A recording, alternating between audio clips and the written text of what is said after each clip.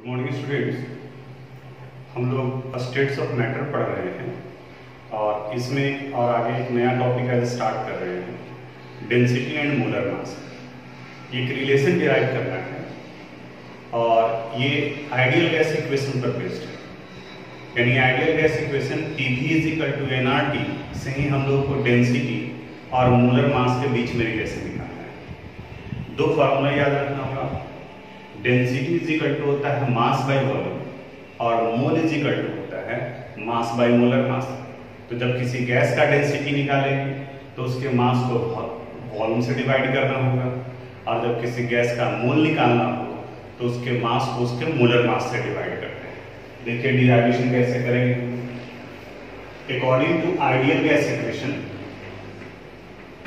According to ideal gas equation,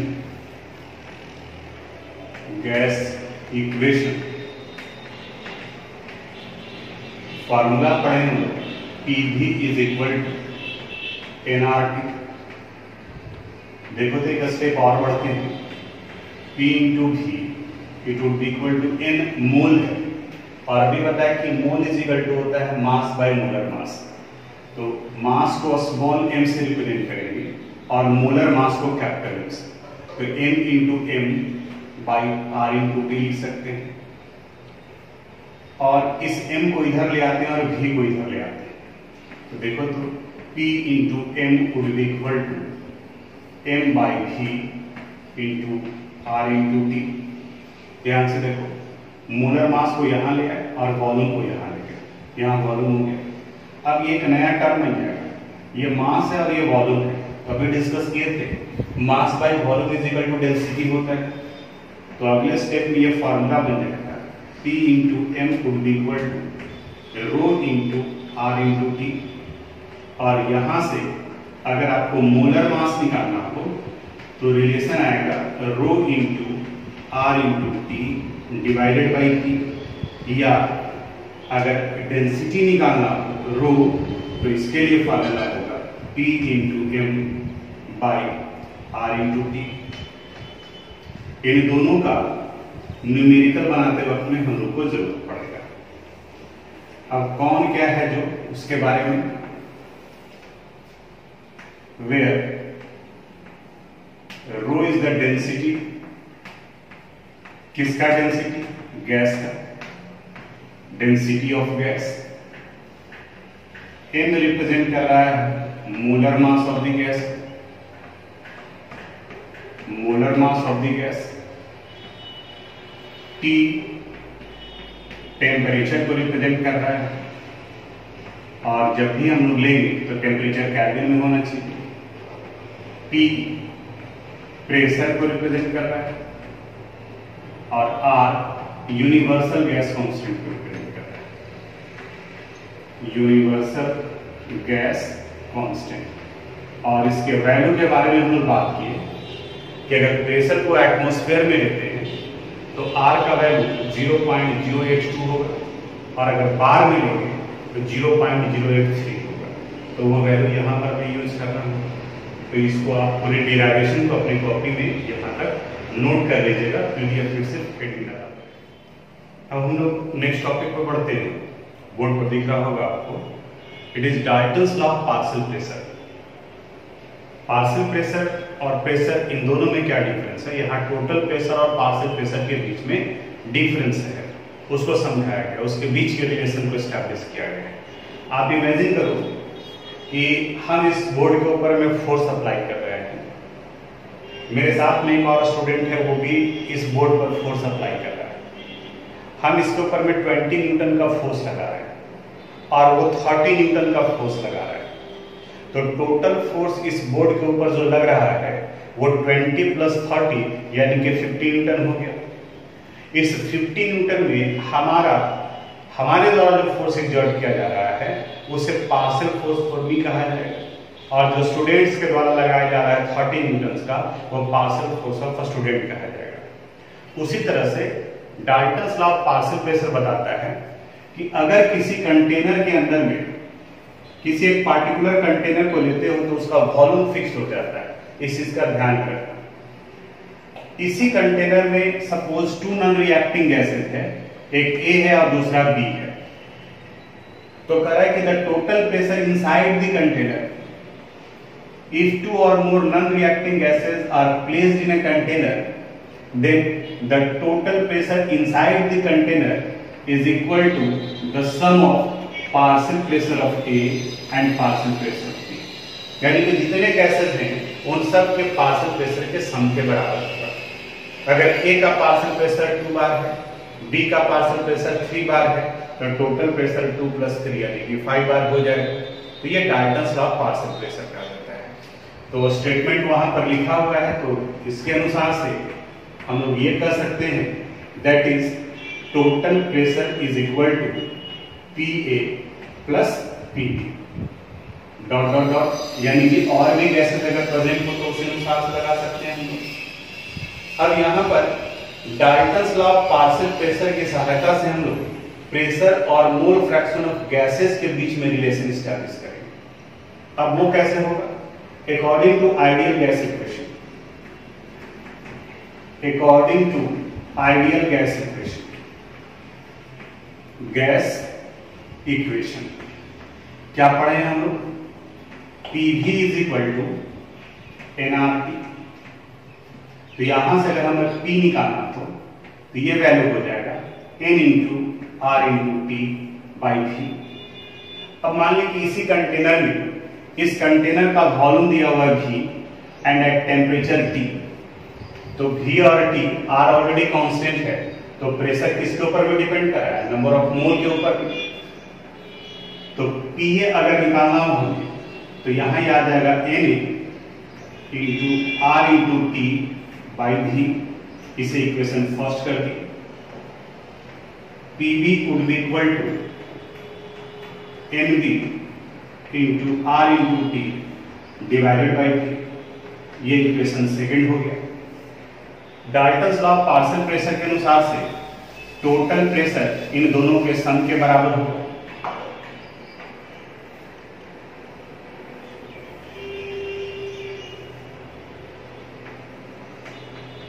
According to Dalton's law, according to Dalton's law,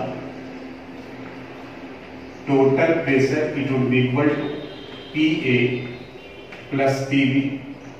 और अब देखो यहाँ पर PA का वैल्यू ये है, PB का वैल्यू ये है, तो इन दोनों में RT/V कॉमन हो जाएगा। तो यहाँ लिख सकते हैं इसे NA + NB × R/T/V। ये इक्वेशन थर्ड हो गया। अब चूंकि मोल फ्रैक्शन निकालना है, तो किसी का भी मोल फ्रैक्शन A का और B का अगर निकालना हो, अब इक्वेशन फर्स्ट को डिवाइड कर दो इक्वेशन थर्ड से। इक्वेशन फर्स्ट ये है, तो यहां आ जाएगा PA/PT would be equal to NA × R/T/V। ये देखो NA × R/T/V, और टोटल प्रेशर यहां से NA + NB × R/T/V। देखो तो RT/V कैंसिल हो गया, क्या बचा? NA divided by NA + NB। याद कीजिए first chapter mole fraction, it is the simplest ratio of number of mole of the component and total number of moles present in the solution। तो यहां से हम लोग एक स्टेप और बढ़ सकते हैं। PA/PT would be equal to ये NA divided by NA + NB। therefore PA would be equal to PT × तो जब PA = PT × होगा, इक्वेशन फर्स्ट को आप डिवाइड कर दिए थर्ड से, उसी तरह से अगर इक्वेशन सेकंड को हम डिवाइड कर देंगे थर्ड से, तो फिर एक और रिलेशन आ जाएगा। Similarly we can write PB would be equal to PT × I। इसका मतलब ये हुआ कि the partial pressure of A gaseous component is equal to the product of total pressure and mole fraction of the component in solution. तो ये Dalton's law of partial pressure और mole fraction के बीच का रिलेशन है। अब कई जगह पर क्वेश्चन बनाएंगे तो इस फॉर्मूले का भी यूज हो जाए। जैसे दो गैस दिया हुआ है, कंटेनर का वॉल्यूम और टेम्परेचर दिया हुआ है, तो मोल निकाल लेंगे तो वहां से उसका टोटल प्रेशर का वैल्यू निकलेगा। ये न्यूमेरिकल से रिलेटेड है, आगे बताएंगे। ये इतना कुछ Dalton's law of partial pressure तक पढ़ना था। इसके बाद में आप देखोगे तो आपके बुक में दिया हुआ है kinetic molecular theory of gases, theoretical part है। अब इसके बाद का सारा थ्योरेटिकल पार्ट ही है और जो इस बार के सिलेबस में डिलीटेड है, यानी उनको हटा दिया गया है। अभी हमारा चैप्टर कंप्लीट नहीं हुआ है, अभी तो न्यूमेरिकल बनाना है। 2 क्लास के करीब में लग जाएगा कम से कम न्यूमेरिकल ही बताने में, सारा न्यूमेरिकल बताएंगे, सारा हिंट्स देंगे एक एक करके और उसके बाद फिर उसको आपको बनाना है। लेकिन हम सारे पोर्शन को डिस्कस करेंगे, यानी कि पूरे चैप्टर को कंप्लीट करेंगे। तो यहाँ तक आप फिलहाल इसको नोट कर लीजिए, उसका आएगा। अब हम लोग इस चैप्टर के न्यूमेरिकल वाले पोर्शन पर आते हैं। एक्सरसाइज का जो न्यूमेरिकल दिया हुआ है उसको हम आपको बता रहे हैं। सारे क्वेश्चन का हम हिंट्स देंगे, यानी सिर्फ आपको कैलकुलेशन करना है, गुना भाग करना है, बाकी सारा डिटेल हम बता दे रहे हैं, समझा दे रहे हैं। एक और चीज, सीक्वेंस चेंज रहेगा, यानी हमें जो लगा कि सबसे सिंपल ये है पहले उसको बताते रहे, उसके बाद फिर धीरे धीरे धीरे धीरे डिफिकल्टी लेवल जो बढ़ता जाएगा, यानी कि क्वेश्चन का नंबर जो है वो जिगजैग होगा। मैं भी पहले 10th बता दें, फिर 11th बता दें, फिर 2 बताएं, फिर 7 बताएं, तो एक बार में जब सब कंप्लीट हो जाएगा, जब सारा समझा हुआ है, तब तो फिर आप 1 से लेकर के लास्ट तक बता सकते हैं। क्योंकि अगर मान लीजिए कि पहला ही क्वेश्चन हम बताएं और वहां पर कुछ कंसेप्ट है, डिफिकल्टी लेवल का है, अब उसमें से 10% स्टूडेंट अटक गया वहां पर, तो जो सिंपल सा क्वेश्चन है अब वो भी समझ में नहीं आएगा इसको। तो इसलिए पहले सिंप्लिसिटी से कॉम्प्लेक्सिटी की तरफ में पढ़ रहे हैं। तो क्वेश्चन का नंबर जिगजैग होगा, ध्यान से आप क्वेश्चन नंबर देखिएगा, उसके बाद बनाइएगा। आप में भी अपने कॉपी में नोट कर रहे हैं तो एनसीईआरटी का पूरा क्वेश्चन आप अपनी कॉपी में लिखोगे, उसके बाद उसके नीचे सॉल्यूशन, यानी नंबर नहीं लिखना कि हाँ सिर्फ ये क्वेश्चन नंबर 5.12 हो गया अब उसका हम सॉल्यूशन लिखिए। पूरा क्वेश्चन लिखिए, क्वेश्चन नंबर 5.12 लिखिए, लेकिन उसका क्वेश्चन लिखने के बाद में आंसर लिख लीजिएगा। स्टार्ट करते हैं एक्सरसाइज का क्वेश्चन नंबर 5.13। एक्सरसाइज का क्वेश्चन है क्योंकि एग्जाम्पल में तो ऑलरेडी बना हुआ है। अब ये 5.13 इस जगह पे डाल तो दिया है, लेकिन इस जगह का ये कोई मतलब ही नहीं निकलता। देखिए क्वेश्चन क्या कह रहा है, calculate the total number of electron present in 1.4 gram of die nitrogen gas. यानी ये फर्स्ट चैप्टर का क्वेश्चन हो गया, मोल से रिलेटेड। क्योंकि जब 1.4 ग्राम डाई नाइट्रोजन गैस दिया हुआ है तो इसका आप मोल निकालोगे, मोल के बाद में एटम निकल जाएगा और एटम निकलने के बाद में इलेक्ट्रॉन का नंबर निकल जाएगा। फिर भी यहां दिया हुआ है तो हम लोग यहां आगे बढ़ते हैं। कैसे बनाएंगे इसको? According to question, dinitrogen तो मास ऑफ डाई नाइट्रोजन यानी N2, ये वैल्यू हो गया 1.4 ग्राम। अब इस N2 का मोलर मास निकालो। नाइट्रोजन का एटॉमिक नंबर 14 होता है, तो 14 इंटू 2 कर दिए तो ये वैल्यू हो गया 28 ग्राम पर मोल। अब यहां से हम लोग मोल ऑफ डाई नाइट्रोजन निकालेंगे। किसी सब्सटेंस का मोल निकालने के लिए उसके मास को मोलर मास से डिवाइड करते हैं, तो 1.4 डिवाइडेड बाय 28। अब यहां जब मोल निकल गया तो नंबर ऑफ मॉलिक्यूल्स निकाल लो। देखो एकदम एक एक स्टेप तोड़कर बता रहे हैं। Number of molecules of die nitrogen, molecules निकालने का फॉर्मूला क्या है? Mole into Avogadro number. तो मोल इंटू अवोगाड्रो नंबर। अभी कैलकुलेशन नहीं कर रहे, वैल्यू पुट करते जा रहे हैं। तो 1.4 बाई 28 और अवोगाड्रो नंबर का वैल्यू लास्ट में बैठा देंगे। ये निकल गया नंबर ऑफ मॉलिक्यूल। अब नंबर ऑफ एटम्स निकाल लेते हैं। Number of atoms of nitrogen. अब फॉर्मूला देखो, यहां N2 था, यानी 1 मॉलिक्यूल में नाइट्रोजन के 2 एटम्स हैं। तो जब टोटल नंबर ऑफ मॉलिक्यूल्स इतना है तो नाइट्रोजन का एटम लिखेंगे तो यहां आ जाएगा 2 into 1.4 by 28 into Avogadro number. Number of atoms निकल गए। अब नंबर ऑफ इलेक्ट्रॉन निकालना है, नंबर ऑफ इलेक्ट्रॉन। अब याद करो नाइट्रोजन का एटॉमिक नंबर कितना होता है 7, यानी वन एटम में 7 इलेक्ट्रॉन। तो टोटल नंबर ऑफ एटम्स कितना है, तो टोटल नंबर ऑफ इलेक्ट्रॉन लिखेंगे, ये वैल्यू हो जाएगा 7 into 2 into 1.4 by 28 into Avogadro number. अब वैल्यू पुट कर दीजिए, 7 2 जा 14 into 1.4 divided by 28 into 6.022 into 10 to the power 23। अब बताओ बन जाएगा ये क्वेश्चन। तो ये क्वेश्चन था, हालांकि यहाँ पर ना तो किसी गैस लॉ का यूज हुआ है, सिर्फ एक कंसेप्ट यूज हुआ है अवोगाड्रोस का कि 1 मोल में 6.022 इंटू 10 टू द पावर 23 होते हैं। तो बिल्कुल एकदम सिस्टमेटिक तरीके से बताए हैं, 10 साल के बाद भी आप इसे देखोगे तो याद आ जाएगा।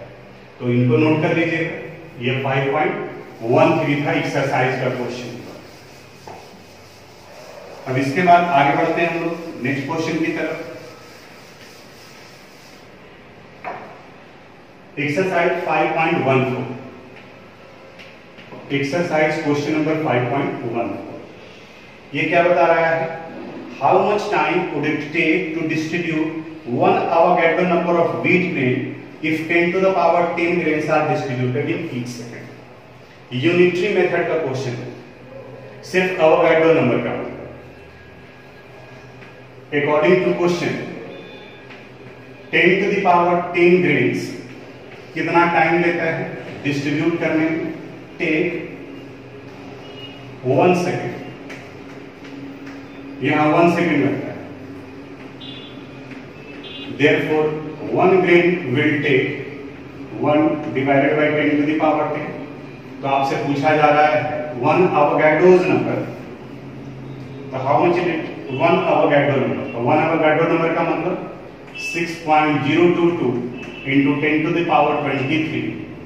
तो यहां ये वैल्यू आ गया 1 into 6.022 into 10 to the power 23 divided by 10 to the power 10। अब इसको ऊपर ले जाएंगे तो ये 13 हो जाएगा, तो 6.022 into 10 to the power 13 second.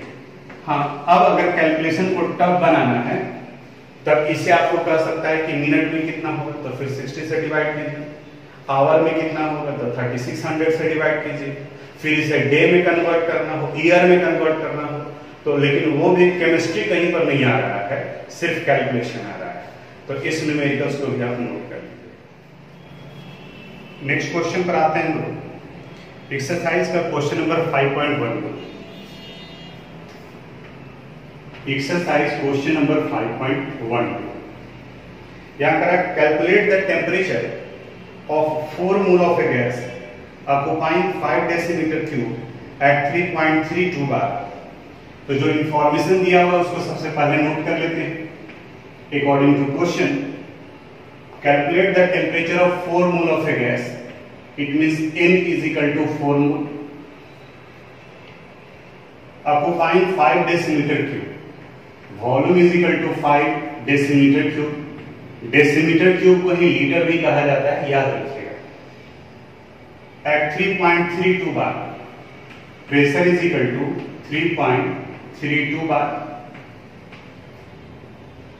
Are का वैल्यू दिया हुआ है, अगर नहीं दिया रहता तो भी बार है तो हम लोग 0.083 लेते, 0.083 bar decimetre cube kelvin inverse mole inverse, bar decimetre cube kelvin inverse mole inverse. अब देखो डॉक्टर यहां बार है, ये भी बार, वॉल्यूम डेसीमीटर क्यूब है, डेसीमीटर क्यूब, यानी आपको चेंज करने का जरूरत नहीं है। अब निकालना क्या है आपको, टेम्परेचर निकालना है। तो किस फॉर्मूले का यूज करोगे, ideal gas equation. According to ideal gas equation कौन सा फॉर्मूला पढ़े हम लोग, PV is equal to nRT. तब यहां टी निकालना है, T would be equal to P into V by n into R. अब देखो पी का वैल्यू पता है आपको 3.32, वॉल्यूम पता है आपको 5 डेसीमीटर क्यूब, n का वैल्यू पता है, नंबर ऑफ मोल 4 और r का वैल्यू पता है 0.083। अब जो भी आएगा वो टेम्परेचर किस यूनिट में आएगा आपका, केल्विन में। अब ये तो कैलकुलेशन रह गया। हालांकि यहां तक भी बता दिए, सेपरेट कर दिए, तो ये 1 स्टेप में बनने वाला न्यूमेरिकल था। अब इसको सोल्व कीजिएगा, ये आंसर आ जाएगा। अब इससे सिंपल और कुछ नहीं हो सकता है। अब ये भी अगर आप नहीं बनाते हो तो इसका मतलब ये है कि 4-5 क्लास का भी कंसेप्ट नहीं है, क्योंकि अंडर 10 के स्टूडेंट को इतना छोड़ देने के बाद भी वो बना देगा। ये क्वेश्चन नंबर 5.12 था। आगे बढ़ते हैं हम लोग 5.12 के बाद में अब आते हैं 5.17 पर।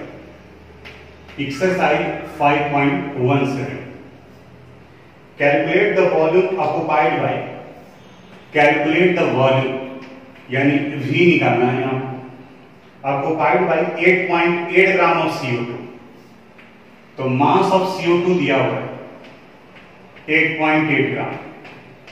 अब देखो तो CO2 का मोलर मास निकालेंगे तो ये 44 ग्राम पर मोल हो जाएगा।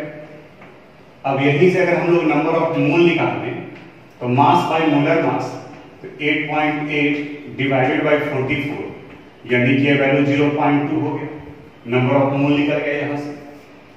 आगे एट 31.1 डिग्री सेल्सियस टेम्परेचर दिया हुआ है 31.1 डिग्री सेल्सियस, तो इसे केल्विन में कन्वर्ट कर लेंगे। 31.1 प्लस 273, ये वैल्यू आ जाएगा 304.1 केल्विन।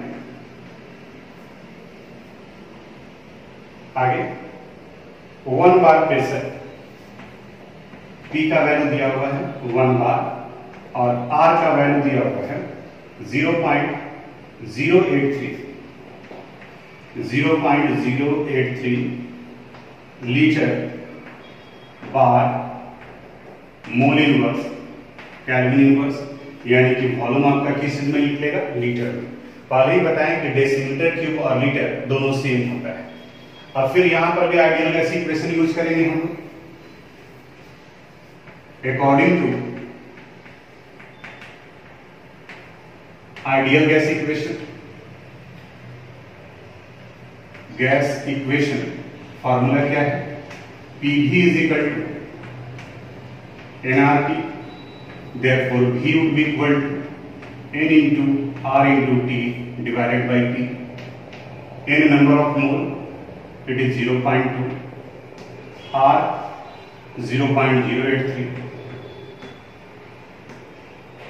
टेम्परेचर दिया हुआ 304.1 एंड प्रेशर 1 बार। सोल्व कर लीजिएगा, ये आंसर आप लीटर में या इसी को डेसीमीटर। इसके बाद नेक्स्ट क्वेश्चन है एक्सरसाइज का क्वेश्चन नंबर 5.10। अब थोड़ा थोड़ा हिंट्स देते जाएंगे और अब आपके लिए थोड़ा सा वर्क देने रहेंगे।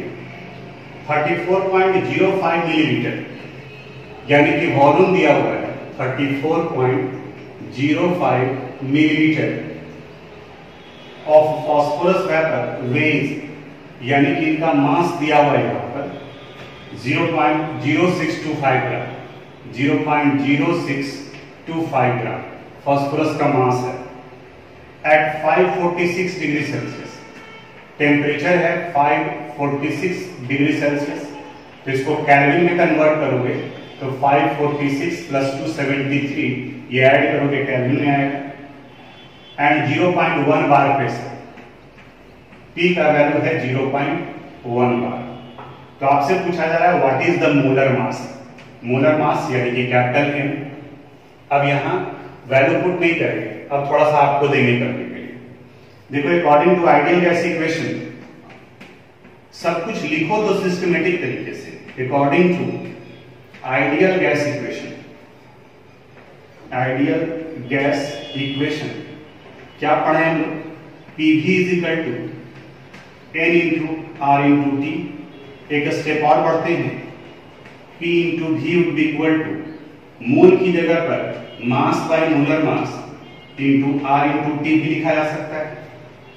अब देखिए क्या क्या वैल्यू दिया हुआ है। वो आर का वैल्यू चूंकि प्रेशर बार में है तो आर का वैल्यू 0.083 आपको अपनी तरफ से लेना पड़ेगा।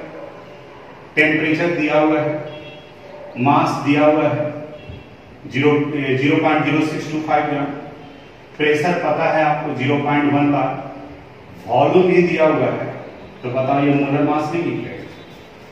तो सारा वैल्यू दिया हुआ है इसके अनुसार।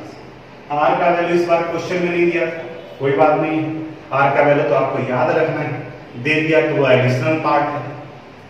प्रेशर को अगर बार में रख रहे हैं तो 0.083 और अगर प्रेशर को एटमॉस्फेयर में रख रहे हैं तो 0.082 होता है। तो ये क्वेश्चन भी बन जाएगा आपका एक्सरसाइज का 5.10। अब इसके बाद नेक्स्ट क्वेश्चन पर आते हैं।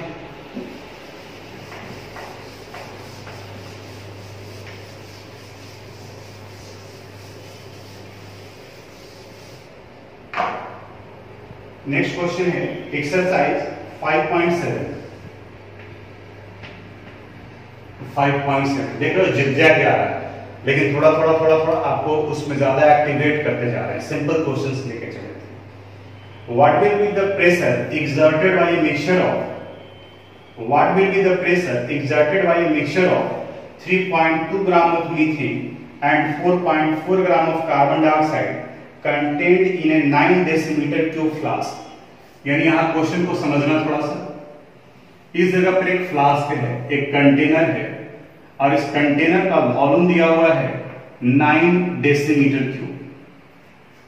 अब इसमें दो गैस प्रेजेंट है, 3.2 ग्राम मीथेन 3.2 ग्राम मीथेन यानी कि CH4 और दूसरा गैस इसमें प्रेजेंट है 4.4 gram carbon dioxide 4.4 gram carbon dioxide. और क्या डाटा दिया हुआ है एट 27 डिग्री सेल्सियस और टेम्परेचर दिया हुआ है 27 डिग्री सेल्सियस और आपको निकालना है टोटल प्रेशर पीटी का वैल्यू। तो अब देखिए Dalton's law of partial pressure क्या बताया था। Dalton's law of partial pressure बताता है कि the total pressure inside a container is equal to the partial pressure of these non-reacting gases, यानी कि मीथेन और उनके पार्शियल प्रेशर के बराबर होगा। अब फार्मूला याद करो, फार्मूला हम लोग डिराइव किए थे, total pressure is equal to PA plus PB और यहीं से एक और आया था relation NA plus NB into R into T by T। अब यहां पर A और B मीथेन और कार्बन डाइऑक्साइड हो गया। देखो तो दोनों का मास दिया हुआ है, फार्मूला पता है तो दोनों का मोल निकल जाएगा। R का वैल्यू पता है 0.083, टेम्परेचर दिया हुआ है 27 डिग्री सेल्सियस और वॉल्यूम दिया हुआ है 9 डेसीमीटर निकल जाएगा। थोड़ा सा हम और सिंप्लीफाई कर देते हैं क्योंकि 10% के करीब स्टूडेंट यहीं पर जेल छोड़ देंगे कि नहीं आया सर समझ। आप यकीन नहीं करोगे कैसा कैसा क्वेश्चन पूछता है। सर ये इसका मतलब क्या है, आपको सारा कुछ बताया है। हम 11th स्टैंडर्ड के स्टूडेंट्स को पढ़ा रहे हैं और ये मान करके चलते हैं कि उसके पास में 9th लेवल का IQ लेवल है।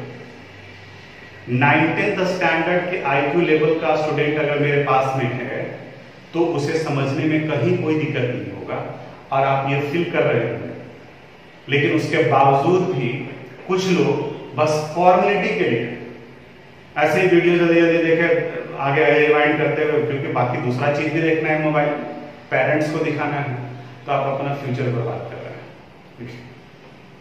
तो उनके लिए थोड़ा सा कुछ तो नहीं पढ़ेंगे और कुछ जो पढ़ना चाह रहे हैं तो कोई बहाना नहीं मिले, हम थोड़ा सा आगे इसको सिंप्लीफाई कर दे रहे हैं। पहले कैसे करोगे आप, 4 मीथेन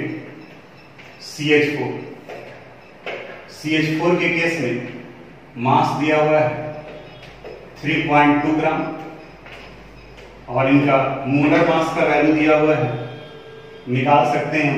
मीथेन का 16 होता है, इनका मोलर मास वैल्यू आ जाएगा 16 ग्राम पर मोल।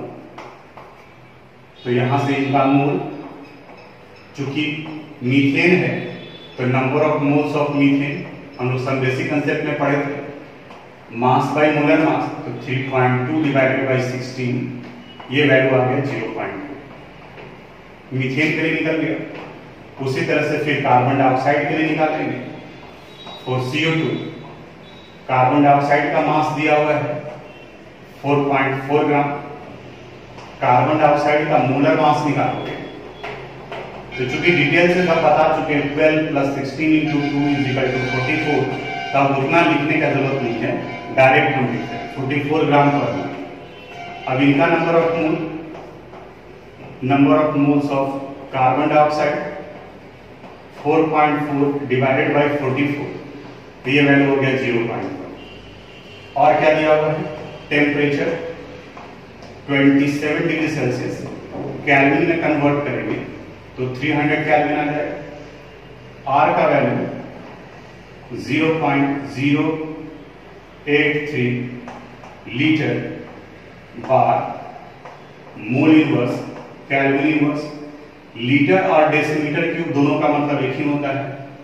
और वॉल्यूम दिया हुआ यहाँ पे 9 डेसीमीटर क्यूब, इसे लीटर भी समझ सकते हैं। और आपको टोटल प्रेशर निकालना है, तो टोटल प्रेशर का रिलेशन किस लॉ से आता है, Dalton's law of partial pressure से। तो सिस्टमेटिक तरीके से बनाने के लिए वो स्टेटमेंट भी जरूर लिखोगे।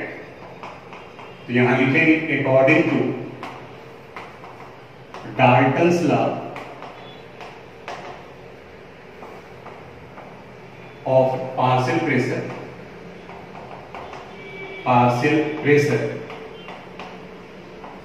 total pressure would be equal to partial pressure of methane plus partial pressure of carbon dioxide। इसी से अगले स्टेप में number of moles of methane plus number of moles of carbon dioxide into R into T divided by V।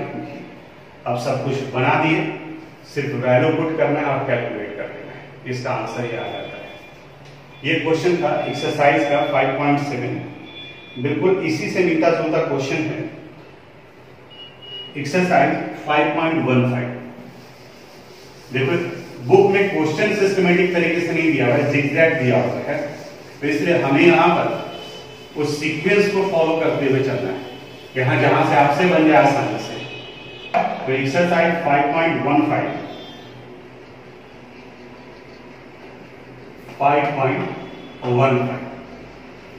यहां पर calculate the total pressure of a mixture of 8 gram of die oxygen.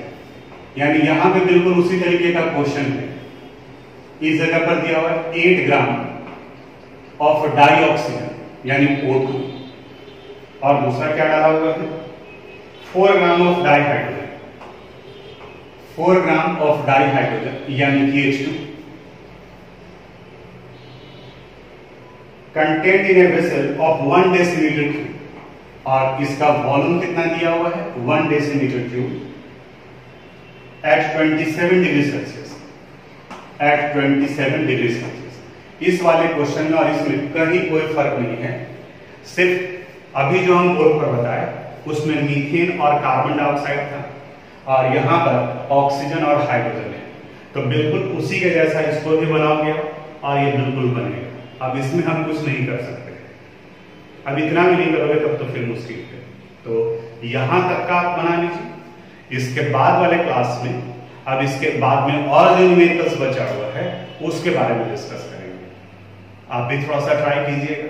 अब इसमें से आगे जो question आएगा अब धीरे धीरे कंडीशन बढ़ने लगेगा, और जो पहले पढ़े हैं उसमें एक दूसरे के साथ में रिलेशन आना शुरू होगा। तो आगे बात करेंगे कैसे होगा, पहले यहां तक का सारा क्वेश्चन जो कंप्लीट कर लीजिएगा। तो आज यहीं तक।